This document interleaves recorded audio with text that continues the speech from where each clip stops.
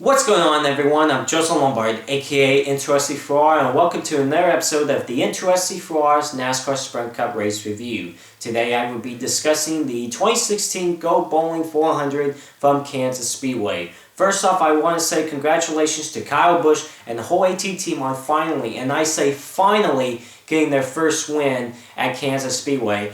Kyle Busch finally had his luck turned around at Kansas Speedway because he's always ran terribly at Kansas. I don't know what it is. It just seemed like Kyle Busch always had bad luck at Kansas. I mean, getting involved in wrecks, just anything going wrong for Kyle Busch at Kansas Speedway. But it finally pays off for him, and he finally gets his first win at Kansas Speedway. And now Kyle Busch only has two tracks that he's winless at. Charlotte, which is coming up in a couple weeks, and Pocono, which is coming up in a few weeks. So will Kyle Busch get a win at those two racetracks? We're going to find out. I mean, that would be amazing if he somehow does that before Jimmy Johnson does that. You would think Jimmy Johnson will win at every racetrack by now, you know? But nope, has not happened. And Jeff Gordon, he hasn't won at every racetrack. One track he's winless at is Kentucky, and he'll never get that chance because he's retired.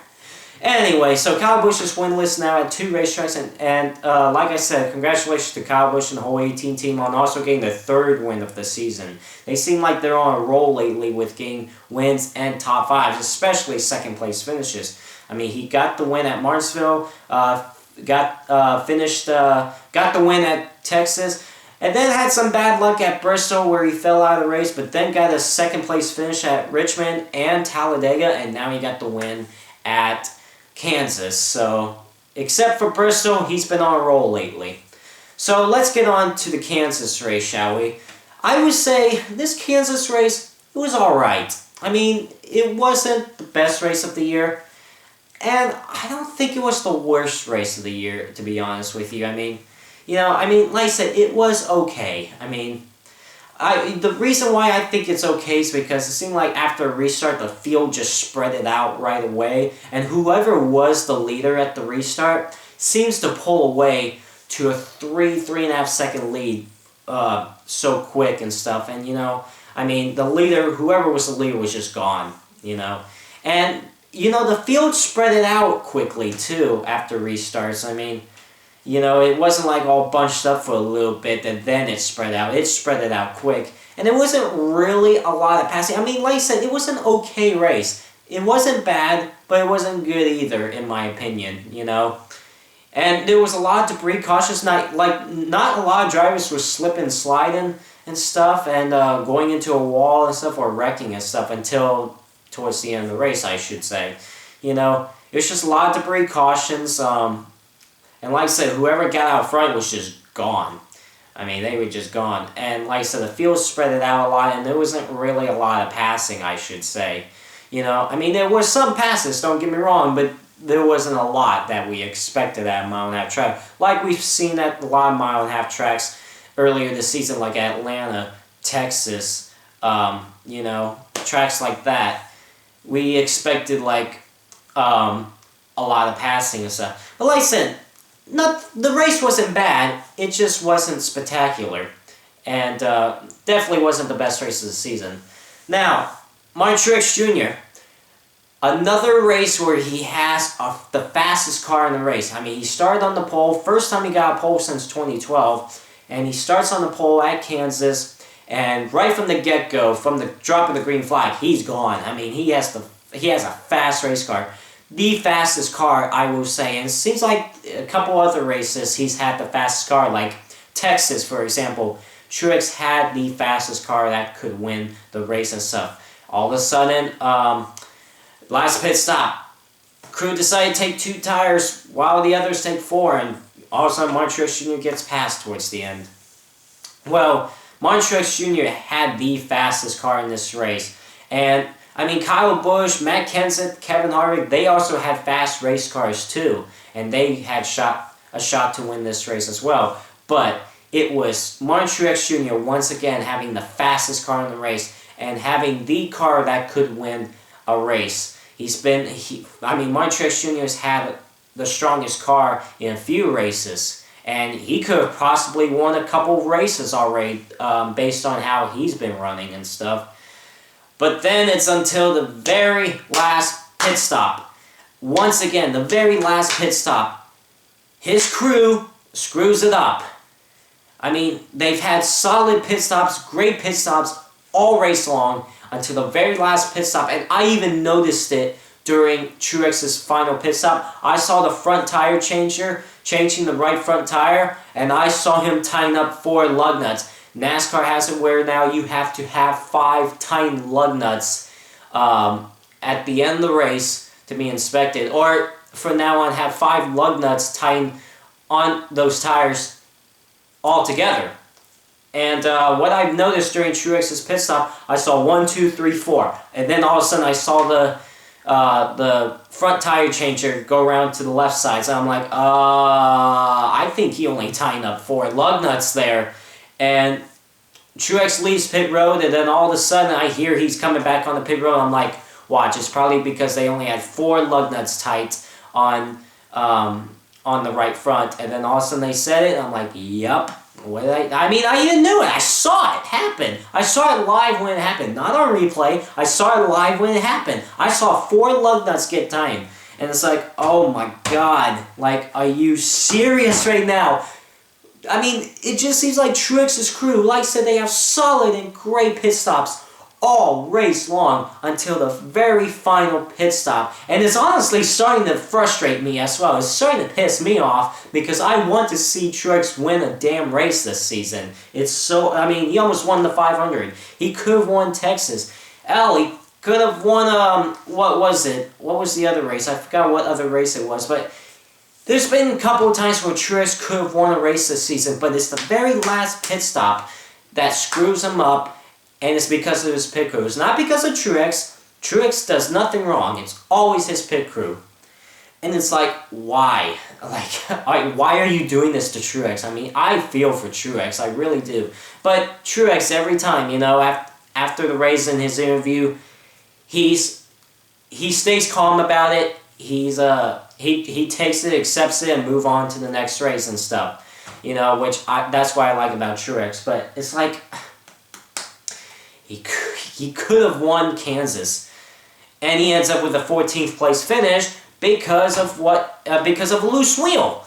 It was a loose wheel is the reason why he came back on the pit road, and it was because of the right front tire being loose. And I even saw it during his pit stop live. Like I said, not on replay, but live. I saw his front tire changer only tying up 4 lug nuts. I saw this. I saw 4 lug nuts get tight. And I'm like, you may want to go back and tie 5 lug nuts on there. And it didn't happen. And then he had to come back on the pit road because of loose wheel. Can't do that. And like I said, NASCAR has told him now that you have to have 5 lug nuts tightened. They only had 4, it looked like. It's unbelievable, isn't it, that Truex has the fastest car once again that could win the race, and all of a sudden his pit crew screws up. Unbelievable. Probably needs to get some new crew members, honestly, because whatever these front tire changers are doing to Truex that's screwing him over to win races, they need to go. they need to be replaced. Let's just say that and stuff. So it was unfortunate for Truex. He ends up with a 14th place finish. Now let's get on to the final 30 laps of the race. So things got interesting. Going down the back straightaway, heading into turn number 3. Brad Keselowski on the inside, Joey Logano on the outside. All of a sudden, Denny Hamlin splits the middle. No, it was Kyle Larson on the outside, my bad. And then Denny Hamlin splits the middle. All of a sudden, going into turn number 3, Brad Keselowski gets loose. And he spins, and all of a sudden you see Denny Hamlin gets loose and spins. Collects Kyle Larson, and also collects Joey Logano stuff. But it was kind of a weird wreck. It seemed like when Denny Hamlin made it 3 wide going into turn number 3, it seemed like the air off Hamlin's car hit Brad Keselowski. There was no contact involved, but it seemed like the air off Hamlin's car is what spun Keselowski. And then as soon as Keselowski spins, Denny Hamlin starts spinning. It's like, did he air off Brad Keselowski's car packed into Denny Hamlin's race car, and that's what caused Hamlin to spin. So it was like, all right, Hamlin.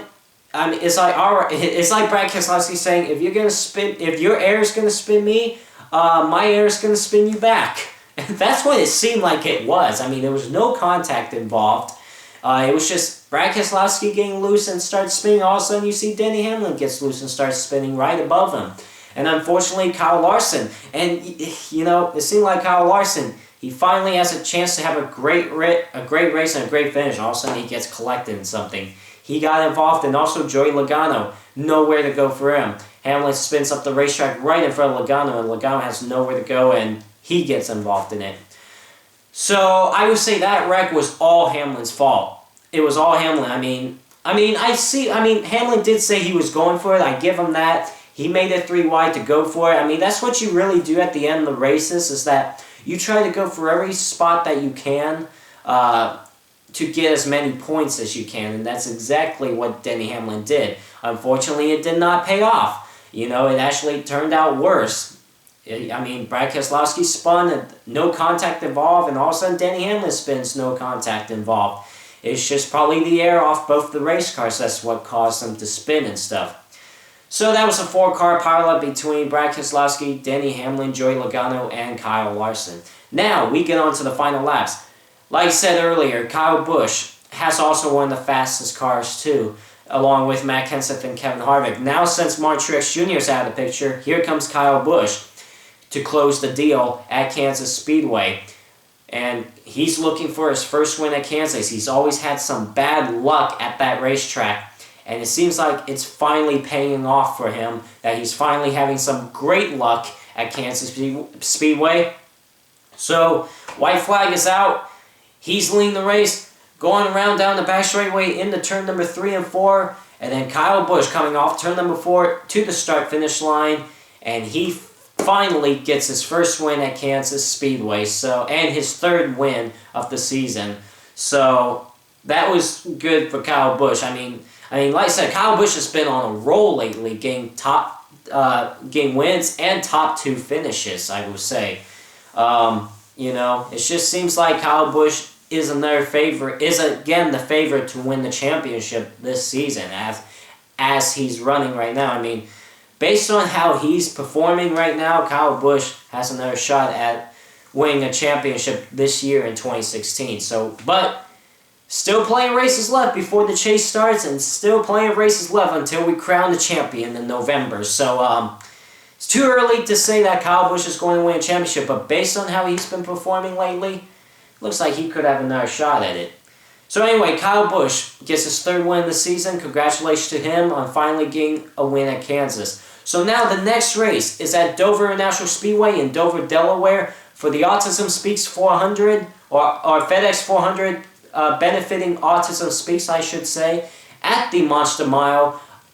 Jimmy Johnson, will he get his 11th win at Dover International Speedway? We will find out. You gotta watch out for Jimmy Johnson at Dover, because he is always the strongest. He's always up there leading the race and stuff. So, Monster Mile, next Sunday, NASCAR on Fox, Dover, Delaware, at Dover International Speedway for the FedEx 400, benefiting Autism Speaks. So that's it for this. That's it for this NASCAR Sprint Cup race review. Hope you enjoyed the Kansas race, and hope you enjoyed my review of the Kansas race. Tune in next week when I review the Dover race. And yeah, stay tuned for the Dover race for the NASCAR Sprint Cup Series next Sunday. That's it. I'm Joseph Lombard, aka N2SC4R, and I will see you in the next N2SC4R's NASCAR Sprint Cup race review when I discuss the Dover race.